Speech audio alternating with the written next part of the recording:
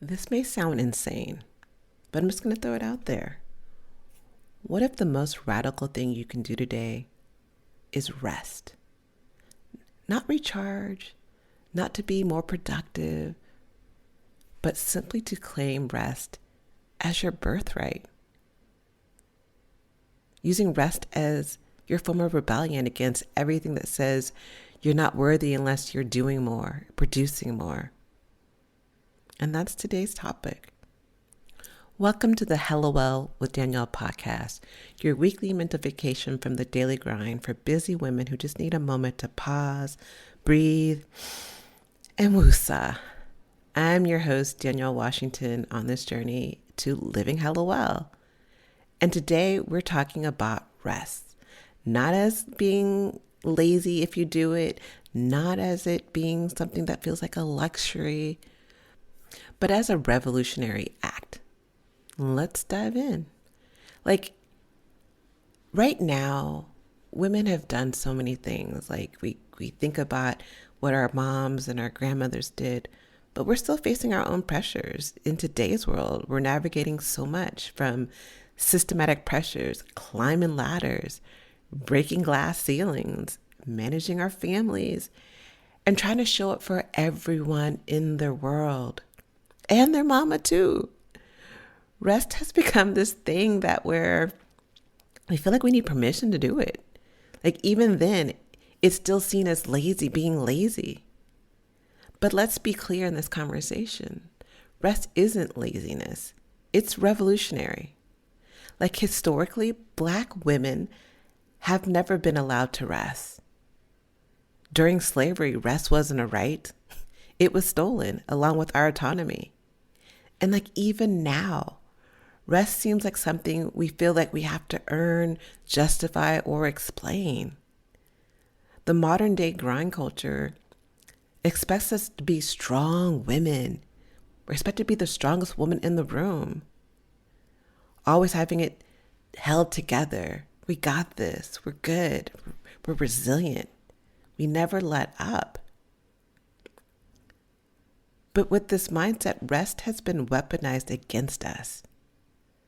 The expectation is that we keep going, no matter what the cost, including our well-being. There's a book by Trisha Hersey, which I love. You have never read this book. I really encourage you to get it. It's called Rest as Resistance. And in this book, she reminds us that rest isn't just about recovery. It's about a form of rebellion. One of the quotes that I really like from her was that she says, rest is a form of resistance because it disrupts and pushes back against capitalism and white supremacy. Rest is a form of resistance because it pushes back on capitalism and white supremacy. Her book and her thoughts invite us to rest, not as it being indulgent or us being lazy, but as a radical act of reclaiming what's been stolen from us, y'all. The other day, I took a day to rest because even though I understand rest as resistance, I still internally, because I think it's on a DNA level that we have this resistance to rest. Because that DNA from our ancestors who were slaves, it was a danger to be deemed as resting. So I think it's internally in us, not in just our own personal stories, but it's inside of us when we rest that there's this mental symbol that says danger. And so I too struggle with rest. I'm trying to get better and I've gotten better than I've been before, but I too struggle with rest. And so the other day I spent a whole day resting and I felt so good. No agenda, no productivity to try to counter, no goal behind it. I just rested. And I posted that on Threads, which I'm now on lately. And someone mentioned oh, that's so great. You had an opportunity to recharge. And it hit me. Even the way we talk about rest is tied to productivity. We say rest so you can work harder.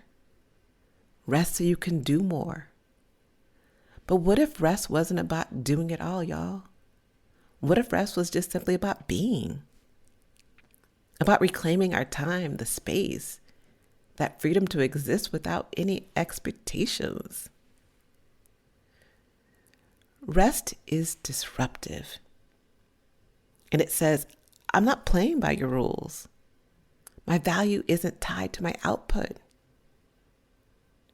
And when you allow yourself to rest and use it as a form of resistance, you're actively rejecting systems that demand that you grind, that demand that you hustle, that you try to break through ceilings and do it all and be the best.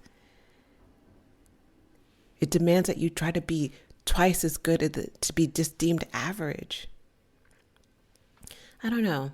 Like choosing to rest is like choosing to honor yourself over the grind.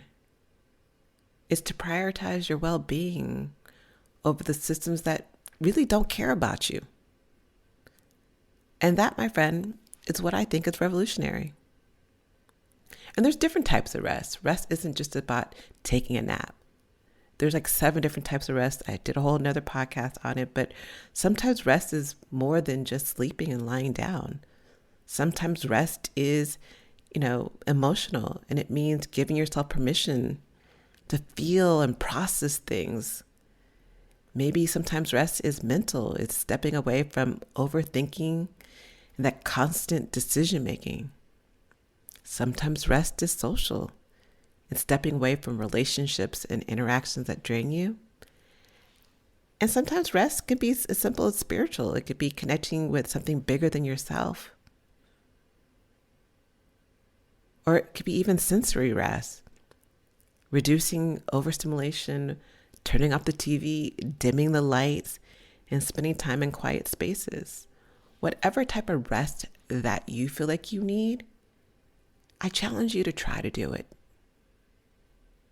In honor of Martin Luther King, in honor of yourself, give yourself 1 minute.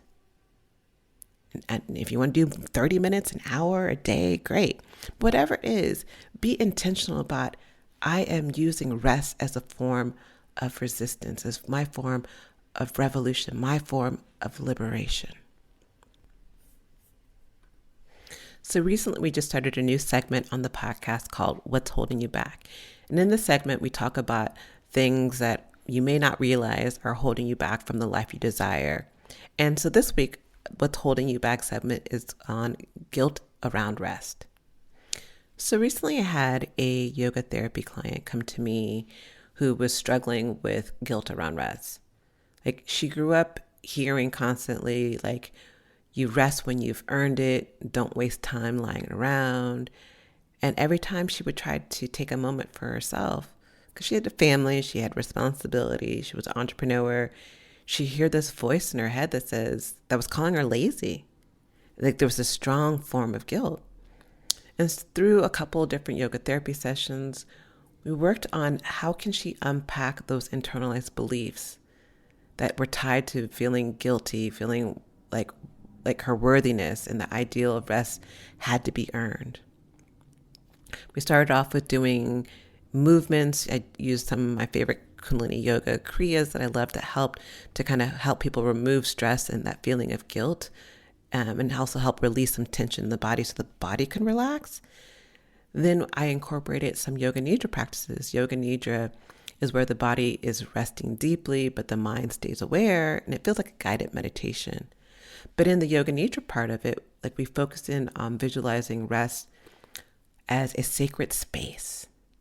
I guided her through this visualization to connect with her breath, imagining rest as nourishment, and not as something she had to earn or justify, but something that was just inherently worthy and deserving of. Then we also explored a sankopa, which is like a seed of an intention. It feels like an affirmation. And hers, which I thought was really powerful, she came up with it herself. So it was that rest is my right and I am worthy. And so through the yoga nidra practice, we kept saying that. But then she put it on her mirror so she see it all the time. She put it near her computer so she would see it all the time. And just reinforcing that mindset that rest is my right and I am worthy. Additionally, we talked about yoga philosophy, focusing in on the klesha of asmita and the false identification with the ego. We discussed how that attachment to being productive was tied to her self-worth and how letting go of that identity that she had to be productive all the time could free her from that guilt that she had around rest. And over a few sessions, I saw that she began to start scheduling rest without feeling guilt. She learned how to say no to being overcommitted, to embracing rest as her right, which was her statement, like rest was my right because I'm worthy, and not because it was a reward for being productive. And these are the moments I love, when I'm able to see the mental liberation in my clients. Because we're all worthy of it, but through socialization, conditioning, and what I call the shoulds, we forget. Martin Luther King had a dream.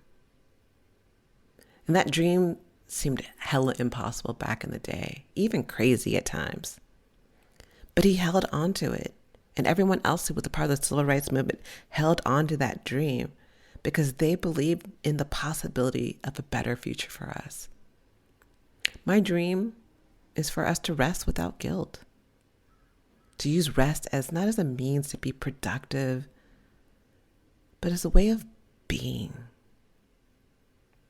I get that it may sound impossible, and it may even sound crazy,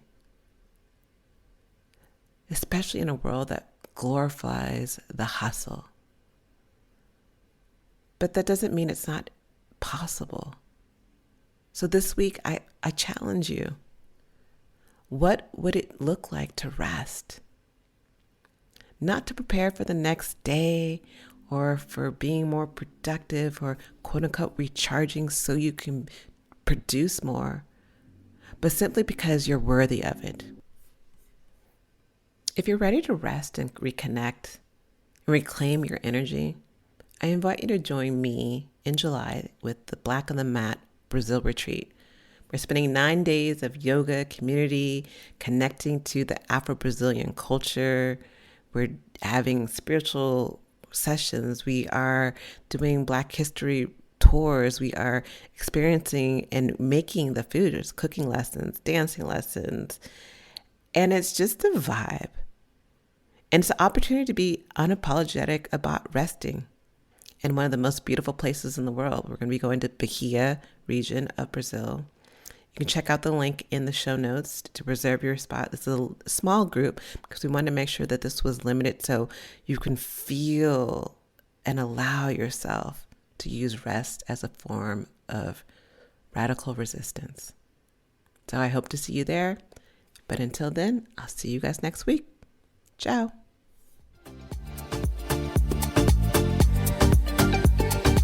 Thanks for joining us this week on the Hello Well with Danielle show. Make sure to visit our website, hellowellwithdanielle.com, where you can subscribe to our show on iTunes, Spotify, and Amazon Music and never miss an episode. Also, you can follow us on social media at Hello Well with Danielle on Facebook and Instagram, and Hello Well Danny on Twitter. And if you like hella love the show and got some good nuggets out of it, know that I'm not too proud to ask for you to please leave a rating or review on iTunes so that we can continue to expand our reach and help other women of color. Again, thanks so much for listening, and I hope to see you next week. Ciao.